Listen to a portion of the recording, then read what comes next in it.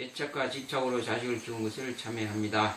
이거는 누구나 다 애착과 집착으로 자식을 키우죠. 이게 대해서 왈가왈부할 건 없지만은 결국은 부처님 가르침에 제대로 순응해서 따라갈 수가 없죠. 애착과 집착을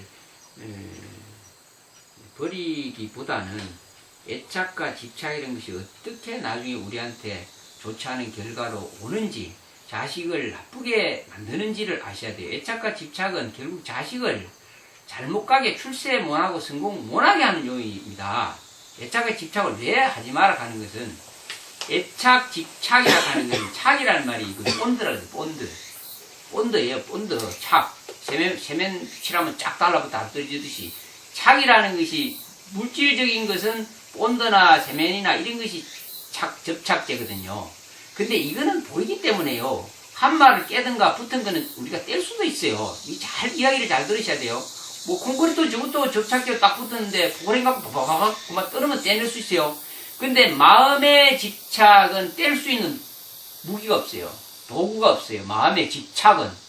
그거는 뗄 수가 없는 집착이 원래요. 이 접착제라 하는 착이라 하는 물질은 물질이 되기 이전에 물질이 아닌 요소로 되어 있어요. 그래서 그게 가장 중요한 게, 마음의 집착은 눈에 보이지도 않는 끈으로 딱 묶여져 있어요. 어떻게 되겠어요?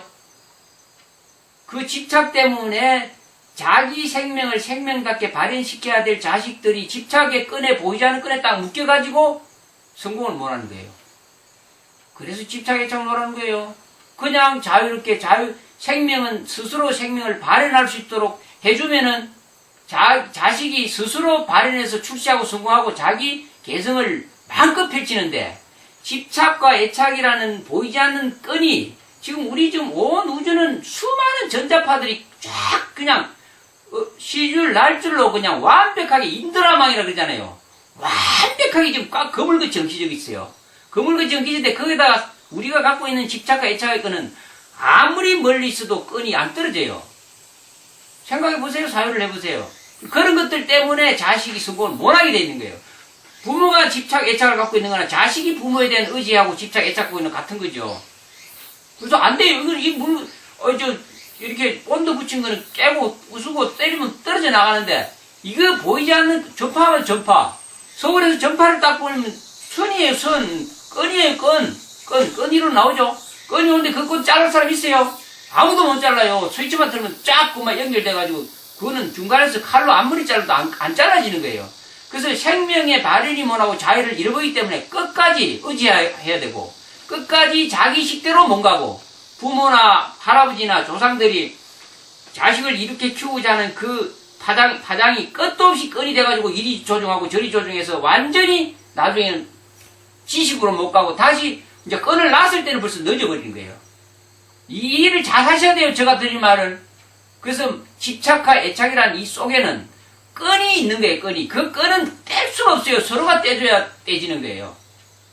그래서 같이 말하는 거예요. 그 집착과 애착을 같이 말하는 이유는 자유인으로 살 수 있도록 풀어주라는 거예요. 근데 끝까지 정의 집착이 제일 무섭죠. 정의 집착. 어리석어서 그래요. 그게 잘하는 것하고 내 자식 벌부주려고 잘하고 이렇게 하는 것이 정말로 어리석은 짓이라는 거예요.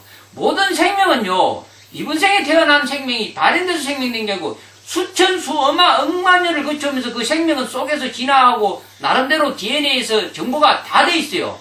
근데 그 정보가 위대한 아인슈타인이나 이런 위대한 존재가 못 되는 것은 태어날 적마다 끝도 없는 집착의 억압을 받아가지고 생명이 발현을 못 하는 거예요. 씨앗 하나 딱 심어놓고 돌로 눌리나 보세요. 발현 못 하잖아요. 그래서 우리가 결국은 나중에는 죽어가는 거예요. 앞으로 떨어지고. 자기 생명 발현 못 하고 끝도 없이 나로 떨어지는 거예요. 그래서 발현시킬 수 있도록 그게 해탈이잖아요. 부처님이 발현했다는 말은 자유와 행복을, 영원한 자유와 영원한 행복을 주기 위해서 스스로 생명이 발현하도록, 생명은 이미 발현돼가 있어요. 우리 입력에는 우주가 탄생했을 때부터 지금까지 모든 인자가 다 입력이 다 되기 때문에 그냥 발현시키만 하면 그만 다 부처 다 되는 거예요. 아인슈타인이 되는 게 아니고 부처가 되는 거예요. 근데 부처 되는 것을 많은 무지무명을 가진 존재들이 끝까지 돌 누리듯이 억압하고 끈으로 묶어가지고 집착, 애착하니까 다 지옥으로 가는 거예요. 그걸 바보짓을 가야지. 스님이 냉정하고 말이지. 스님이 나쁜 놈이라서 집착 끊고 애착 끊으라. 그리고 절에 도인화가 밝아서 주라. 불살하라 하는 게 아니라는 거예요, 그게. 이해를 잘 하셔야 돼요. 내가 붙잡고, 마음속으로 붙잡고 있으면 자식은 그때부터 새끼줄에 메인, 지 맘대로 못 가고 평생 출세 못 한다는 거예요.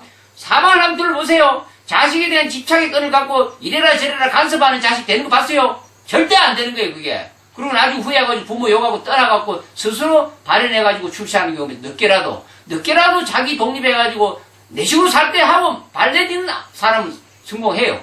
근데 끝까지 그거 어디고 서로 의지하는 거예요. 서로 나중에 힘이 없으니까. 그러면 다 성공 못하고 원망하고 나중에 죽을 때 좋아 안 하고 그래요. 이해하셔야 돼요. 이거 집착, 애착이라는 게 네. 자식을 내 식으로 키우면은 자식도 망하고 부모도 망한다는 거예요.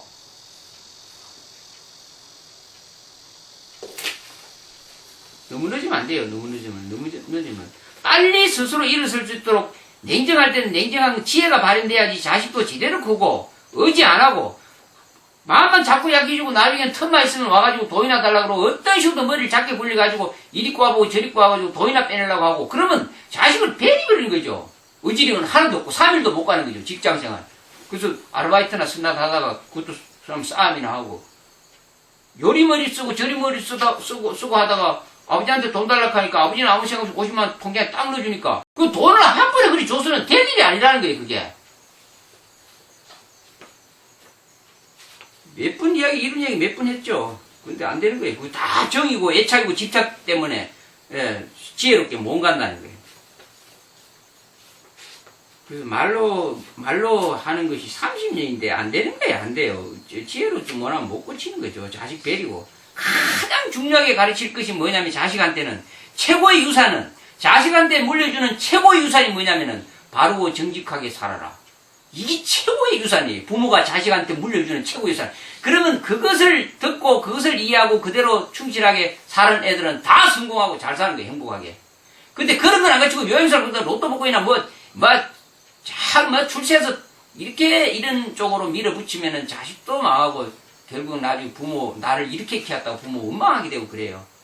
예, 잘 사는 방법은 바르게 살고 착하게 사는 그런 마음 갖고 사는 애들이 다 성공하고 출세한다는 거예요.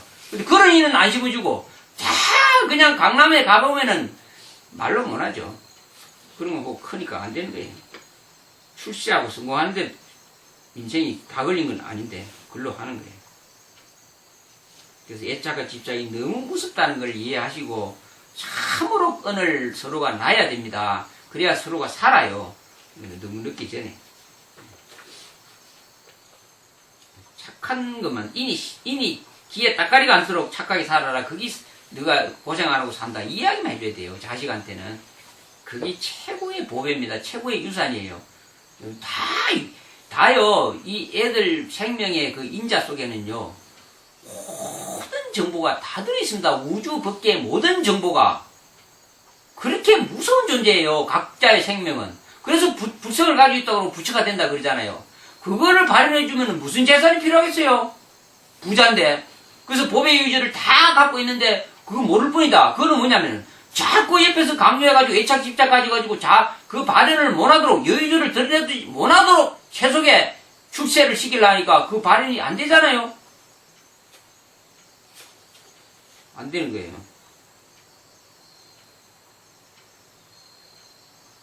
너무너무 어리석죠. 그건 무지무명이라 그래요.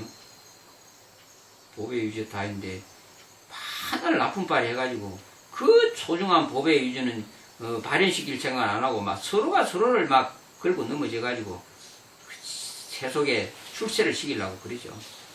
세속의 출세도 마음 바르게 쓰고 부처님 공부를 제대로 이해하면 세속의 출세 잘하죠. 이것도 아니고 저것도 아니면 다 빼리는 거예요.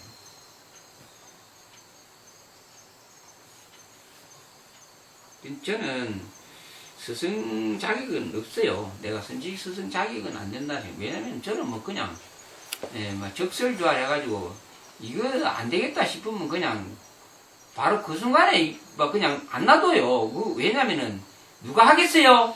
내가 옛날에 내가 행자생활을 한번 해본 일이 있어요. 우리나라에서는 대자 대비의 큰 스님이라 그래.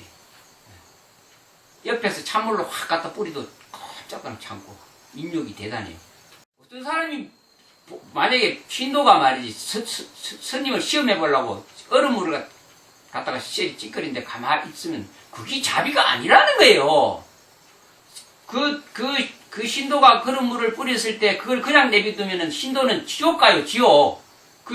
산보에 들어간 스님을 갖다 시험하려고 달라면 그 마음 상태가 지옥 간다는 거예요. 그걸 내버려두고 꽉 참고 있으면서 나는 자비의 화신이니까 가만히 이게 뭔가 잘못돼도 잘못됐다는 거예요.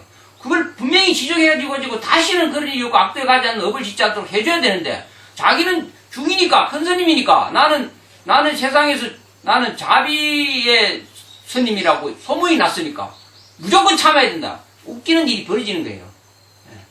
그래서 이제 그런 스님을 위대한 큰 스님이라 그러죠. 예, 요새. 그래서 큰 스님 하려면 많이 참아야 돼요. 많이 참고 속으로 버벅을 끓더라도 자비를 표출해내야 되죠. 그래서 나는 큰 스님이나 스승 못해요. 나는 못하고 사람 잡는 사람이에요. 잡는 스승. 잡는 스승이에요. 잡는 백정이에요. 그럴 줄 알고 공부하세요. 그래서 공부하시려면. 그러면 딴 데 가실 때.